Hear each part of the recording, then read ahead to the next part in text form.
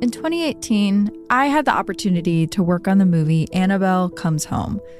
Not in like any sort of important capacity, but I did get to go to set quite a bit. If you haven't seen it, the movie takes place in the Warrens' house on a night that the haunted Annabelle doll escapes from her glass case. Almost all of the movie takes place in a house that was built on a soundstage on the Warner Brothers lot. Side note, if you're ever watching that movie and you get scared, just know I'm on the other side of the set eating M&Ms and taking selfies with the Annabelle doll when she wasn't being used. On the first day of production, as lights were being set up and actors were just coming to set, the first AD called everyone over to one of the rooms. We all crowded together shoulder to shoulder amongst the replica artifacts in the Warrens' collection. A monkey with cymbals, a music box, a wedding dress on a mannequin. All objects that represented the cursed objects the real Warrens kept in their Connecticut home. And as we're in there, a priest walks in. At first, I assumed he was just an actor and a priest caller, but one of the producers stepped forward to introduce him. He was a real Jesuit priest, and he had come to bless the set. As you can imagine, I was really confused. We all bowed our heads, and the priest led us through a quick prayer and splashed holy water around the set. Small droplets of water hit the monkey, the music box, the dress. Afterwards, I asked one of the producers what just happened, and I was not expecting his response. He told me that we were dealing with subject matter that some people take extremely seriously. Demons, the devil, curses, and that there had been a history of movies, like ours, that had a series of horrible things happen on them. Some even said that those movies were cursed. So we had a priest come by and bless the set. Think of it like insurance that nothing goes wrong. That led me down a deep rabbit hole of movies people have claimed were cursed. And I'll say, whether or not you believe in curses, you can't deny that there have been movies where a lot of horrible things have happened and had lasting consequences. In this episode, I want to share some of what I found with you.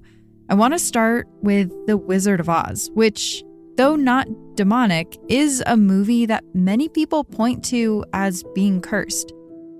But then, I want to talk about The Exorcist, the movie that inspired other movies to bring priests to bless the set. It's a movie that deals with the devil himself. People thought that even screening the movie in theaters would invite the devil out. As always, listener discretion is advised.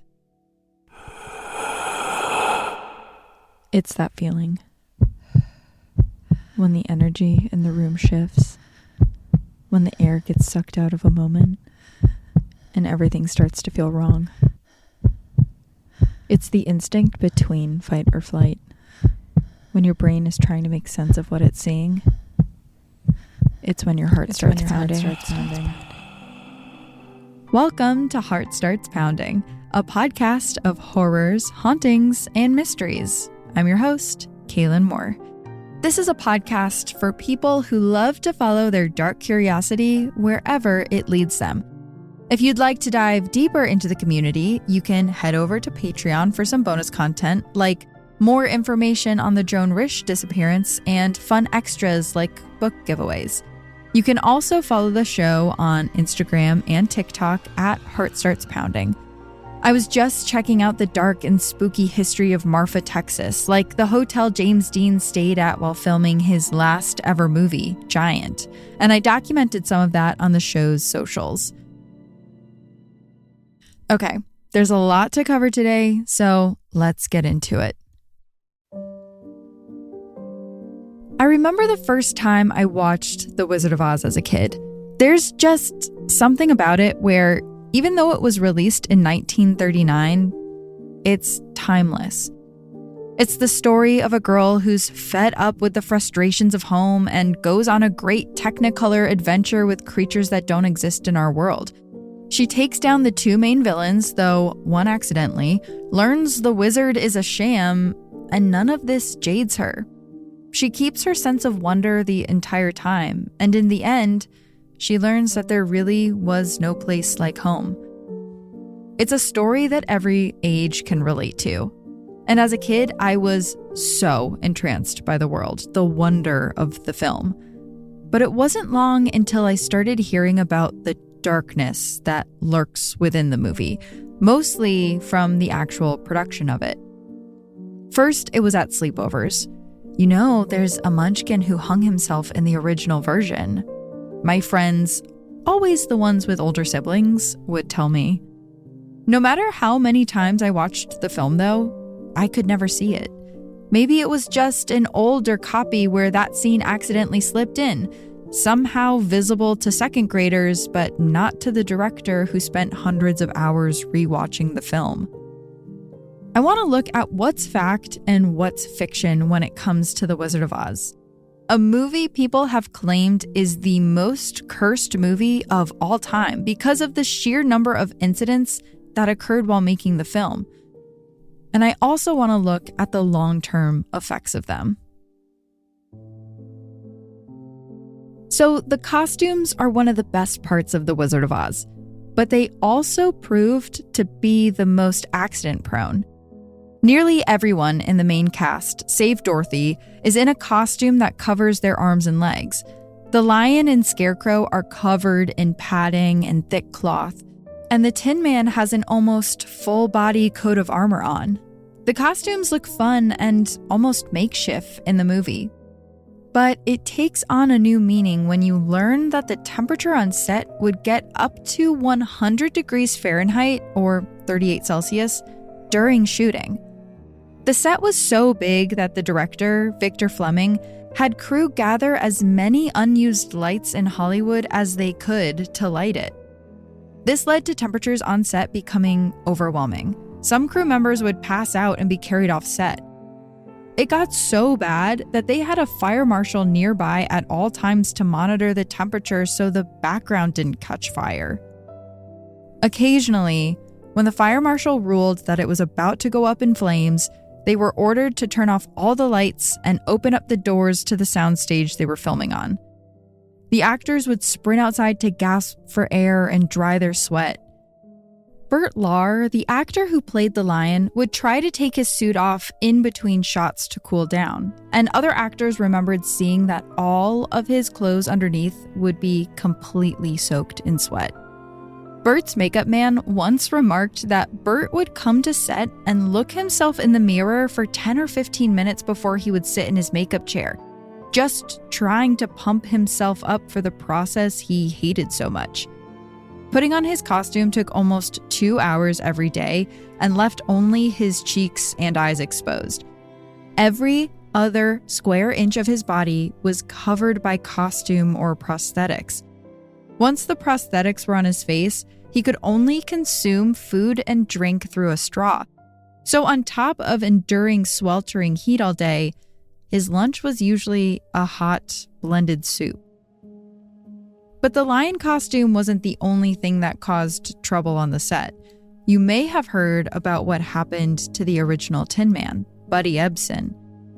Buddy was originally cast as the Scarecrow, a role that was then given to actor Ray Bolger when Ray decided he didn't want to play the Tin Man.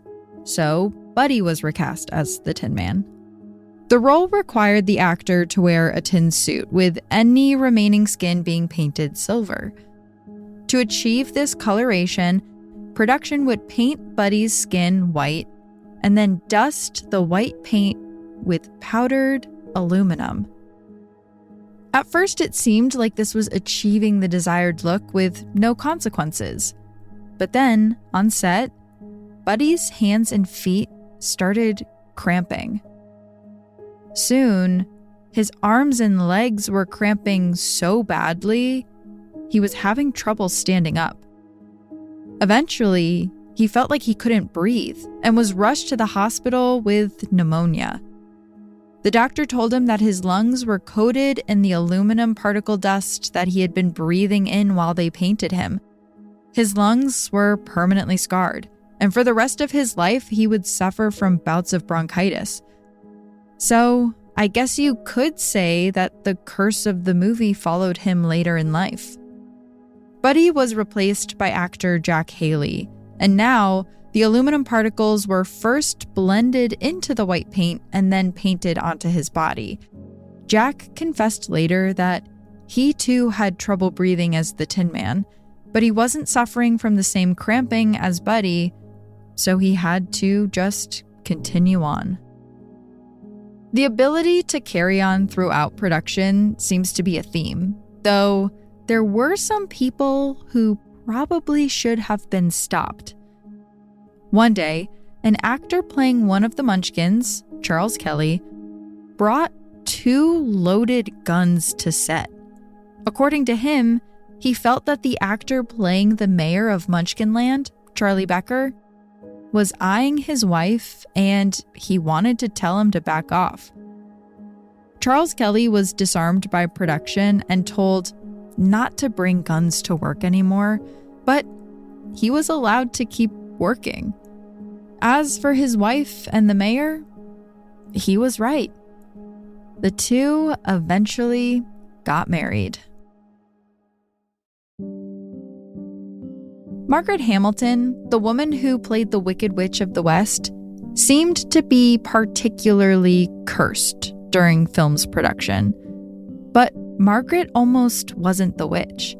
The original casting notice for the witch role described her as a beautiful witch, like Glinda. Margaret saw that casting call and thought, couldn't be me. Shortly afterwards, another casting notice was released describing the witch as ugly. And Margaret snatched her keys right up and ran to the casting session. I would never describe Margaret Hamilton as ugly. Instead, I would say that she had a specific look that lends itself to character acting. Prosthetics were added to Margaret's face to make the role even scarier, and thick green paint containing copper was slathered over every inch of her not covered by her black dress. Because of this terrifying look, Margaret had to spend the rest of her life rehabilitating her image. She would continue to terrify children even in her civilian clothes, though she was known to everyone as being incredibly kind and gentle. Margaret made multiple appearances on Mr. Rogers later in life just to prove to children that she wasn't really a witch. Okay, so if you've seen the movie, I want you to think back to the first scene the Wicked Witch appears in. There's a moment where she's screaming at Dorothy. Rightfully so, might I add, Dorothy just vehicular manslaughtered her sister. It's the part where she says, "I'll get you, my pretty, and your little dog too." After she threatens Dorothy, she turns away and starts walking towards a red plume of smoke that's already started rising from the floor. It's coming from a platform that's been camouflaged into the brick. Margaret was supposed to stand on it, it would start going down, and then a giant swell of fire would billow from the area, and the witch would be gone. In the movie, it looks seamless. The witch effortlessly disappears behind the cloud of smoke. But this was an incredibly dangerous stunt. The platform was so narrow that Margaret had to tuck her arms in tight and hold the broom perfectly vertical just to fit through it. You would never guess it by watching the movie, but she ended up in the hospital because of this shot. The timing of the stunt was all wrong. You can see it when the smoke starts that the trapdoor opened too early, before Margaret was standing on it. She jumps on the platform, but it's way too late. By the time the platform brings her under the stage, the fireball has already erupted, catching Margaret in the middle of it. Immediately, her face and hat catch fire. And remember how I said the makeup she was wearing was copper-based? The copper, being metal, started heating up in the fire, meaning that even after someone smothered her face to put the fire out, the makeup was so hot it kept burning her. Her face was covered in second-degree burns and still burning, so a makeup person whisked her away, brought her into a bathroom, and started scrubbing the makeup off of Margaret.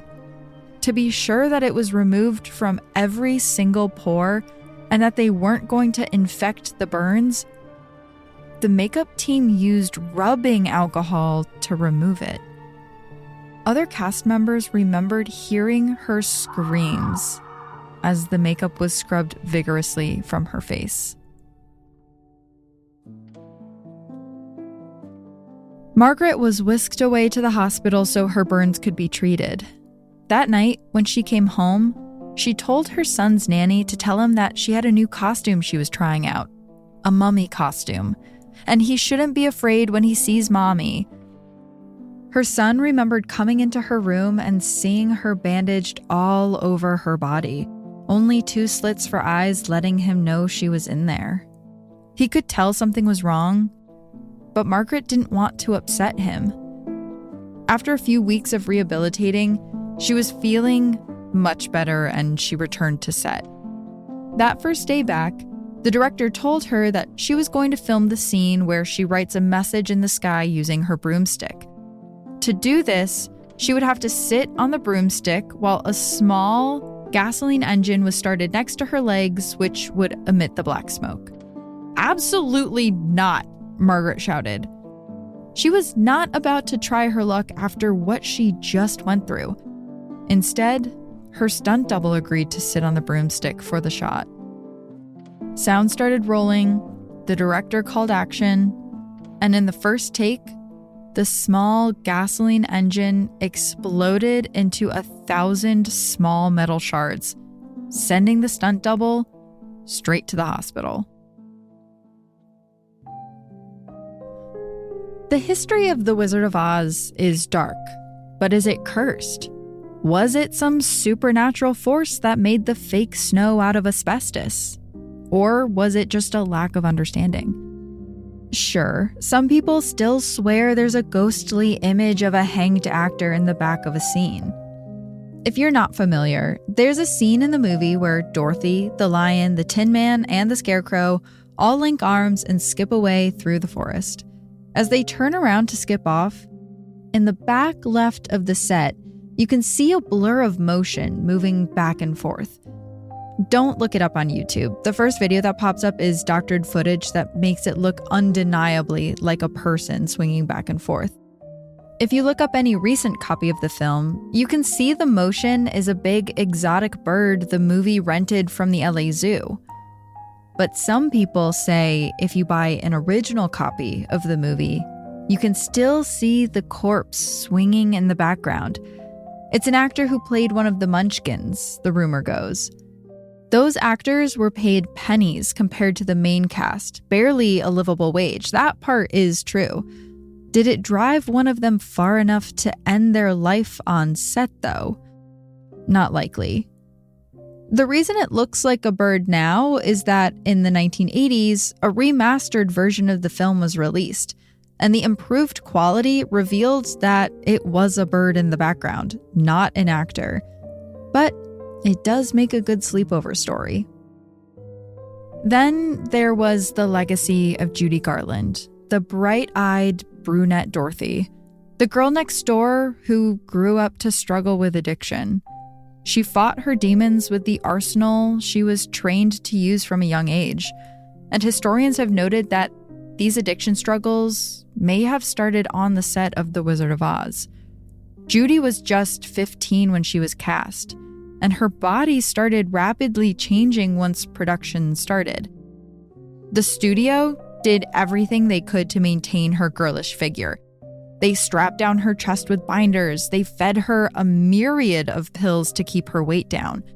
At the time, and I talk about this in the morbid medicine episode, these pills were full of amphetamines. Judy would be so wired after set that she couldn't sleep. So the studio had a doctor prescribe her sleeping pills, full of barbiturates. So this teen girl, at the start of her career, was being given speedballs by her employer. Later in life, when Judy went on talk shows, she would tell stories that rewrote some of the history of the movie. In a 1967 interview with Jack Parr, Judy claimed the actors playing the Munchkins were drunks who had to be picked up by a butterfly net, a claim that was objectively false. Her view of set had soured over the years, and she claimed that the other actors tried to push her out of the way when they would link arms and skip. When the lead actors heard about her accusations, it broke their hearts. They had all been Judy's champions during filming. But when I watch her on YouTube giving these late-night TV anecdotes in the 1960s, I see a woman who's trying to make sense of the way her life turned out, who maybe knows that the Wizard of Oz was the root of the problem and is searching for the words to explain it. Maybe, in a way, she does feel like the set cursed her to have a life of addiction struggles. The next movie I want to talk about deals with a curse in a different way, a much more literal way. It's a movie that showcases the devil and may have paid a price for it. The Exorcist, after the break. I want to take you back to 1949 in Cottage City, Maryland. A town so small, it doesn't even cover a square mile. There, a young boy known publicly for years by only an alias, Roland Doe, is experiencing something strange.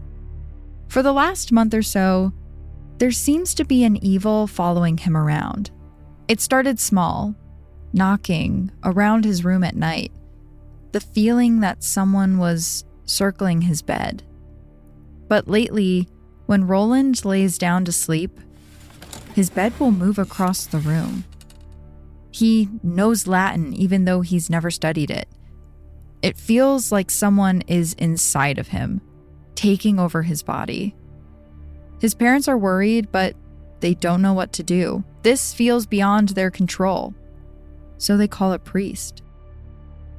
According to Roland, this all started when his Aunt Harriet taught him how to use a Ouija board. She was a spiritualist and was interested in contacting the dead.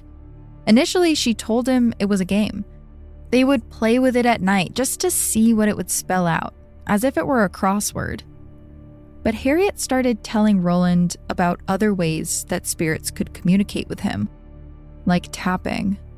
Sometimes a spirit can make tapping sounds to signify something to you. Soon, the tapping noises were happening outside of their sessions, when Roland and his grandmother were the only ones in the house. After hearing this story, the priest believes that Roland is possessed. The Ouija board must have brought something into the house. Where is Harriet? He asks. But Harriet can't help them. She recently died unexpectedly. The priest knows this is serious, and he gets to work on exorcising the demon he believes resides in the boy. An article is published in the Washington Post after the priest successfully exorcises the demon from Roland. It took between 20 and 30 times, and each time Roland would throw tantrums, screaming in Latin and thrashing about. But eventually, the boy was declared free of demons. A young college student gets his hands on the article, and he is in awe. He spends the next few decades thinking about this story incessantly. It keeps him up at night. That man was William Peter Blatty, and he would go on to write the script for the movie The Exorcist based on this very event. So when the movie went into production, there was already all of this lore, all of the stories about a young, nameless boy in Cottage City who had been possessed by the devil. The cast and crew were reenacting a real time the devil came to Maryland, and many people felt that the darkness from the real-life case had made its way into production. Production on the movie broke ground in August of 1972, with a few changes from the original story. The biggest one being that Roland was rewritten to be Regan, a young girl suffering from a possession, played by Linda Blair. Around the time that production started, there were a few suspicious deaths related to the cast and crew that caught the media's attention. Linda Blair's grandfather passed away. One of the special effects experts died. Max von Sydow, who played Father Merrin, lost his brother on the first day of production. Two of the actors whose characters die in the movie, Jack McGowan and Vasiliki Malieros, passed away shortly after production wrapped. The assistant cameraman's newborn died during production. The night watchman and a crew member who watched over the set's refrigeration system also died. Many claimed these deaths were mere coincidences, though it is a high number of deaths in less than a year. I've worked on a few movie sets, and no one has died during production, let alone 8 people. Then, there was how a bird flew into a circuit box early on in production, leading most of the set to catch fire. And as if that weren't enough to spook some of the crew, the only part of the set to not catch fire was Regan's bedroom, the room the possessed girl would reside in. It was at this point that a priest was called to do a blessing on set. Production was starting to feel a little nervous about what they were filming, and they thought it would be a good idea to shake some holy water on the whole operation. It was this blessing that inspired sets like Annabelle Comes Home to do blessings. After I read this part, I thought to myself, surely nothing else happened after this point. The production had already been plagued by disaster. There can't possibly be more to this. But similar to how Roland wasn't saved until multiple exorcisms, the first blessing of the set seemed to not do anything. See, the director, William Friedkin, was known to push the actors to get what he wanted. This included emotional and physical stress to get the performances he felt were best for the film. There's a scene where Regan is thrashing around in her bed, the possession causing her body to writhe and flop about. This is an exaggeration of what happened to Roland, by the way. He was never described as moving this erratically. To show the supernatural hold on the girl, Linda Blair was sewn to a plank that would shake and thrash wildly, allowing her to move faster and more erratically than she could on her own. However, there was one take where something went wrong. Linda became untethered from the device, and as it flung her around, her back wasn't supported.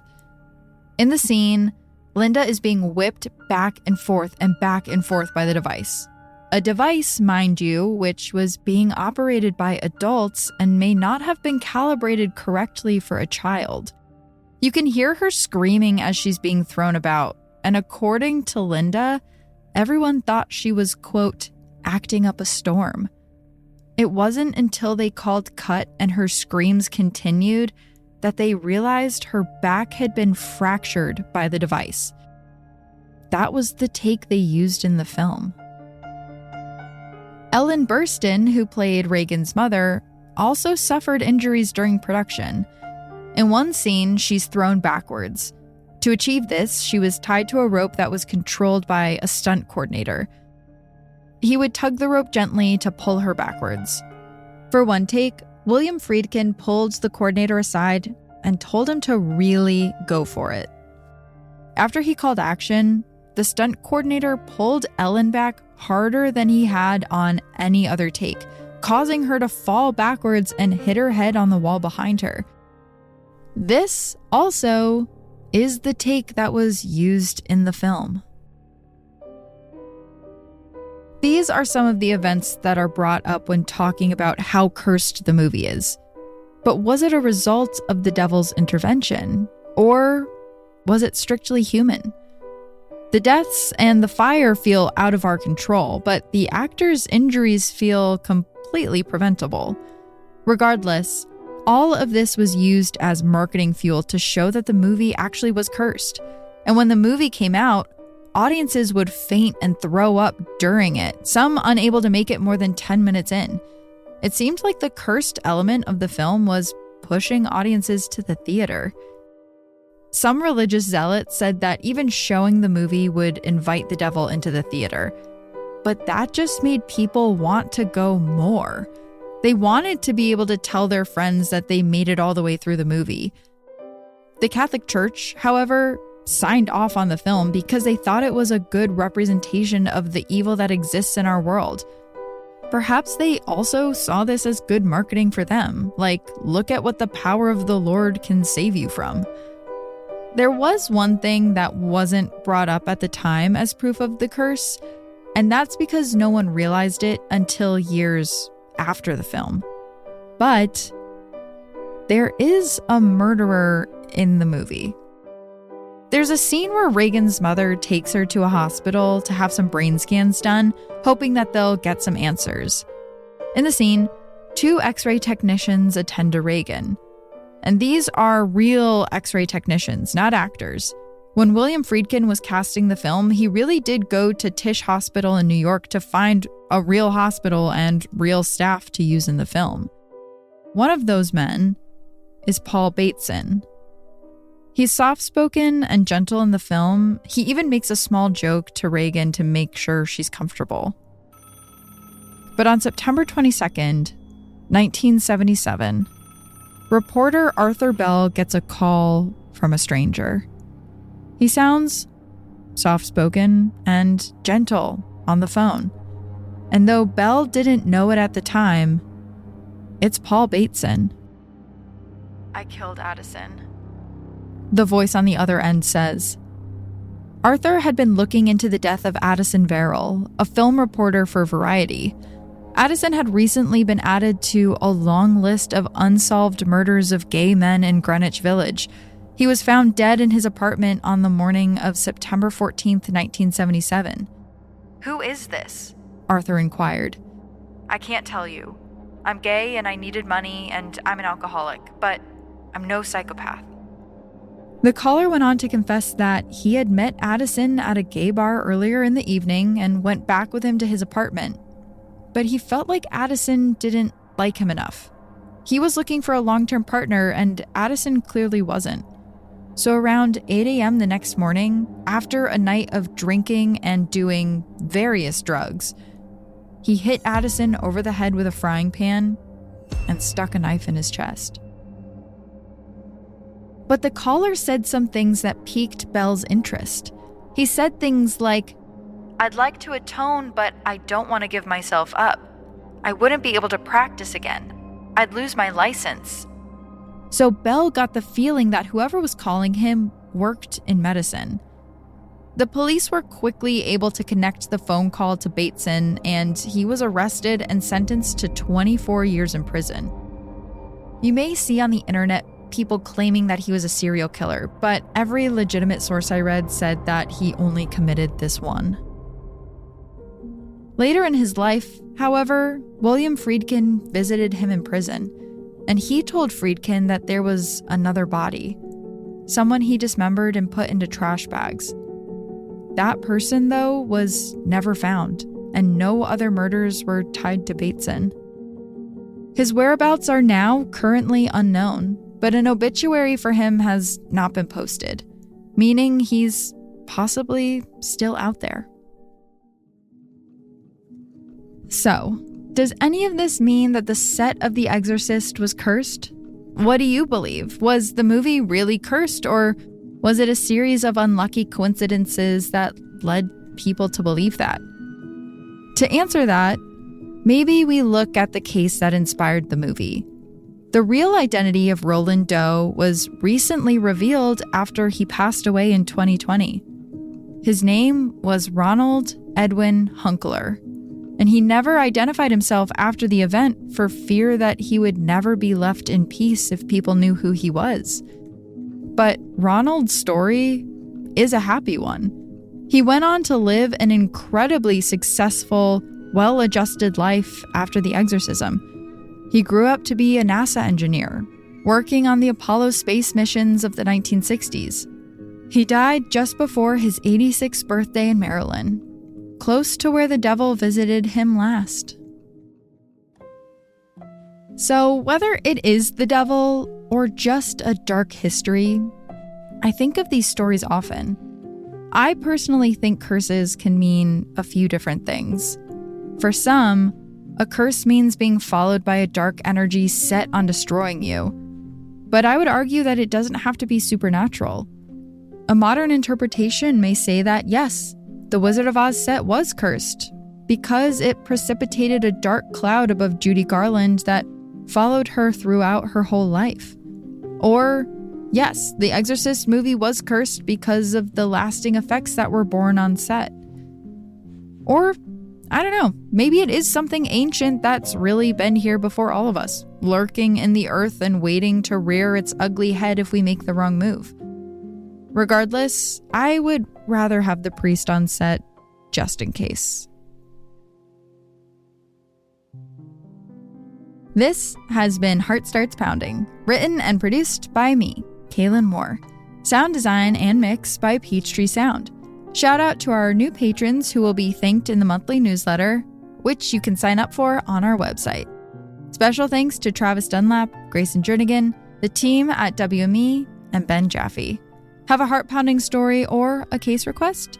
Check out heartstartspounding.com. Until next time, stay curious. Woo!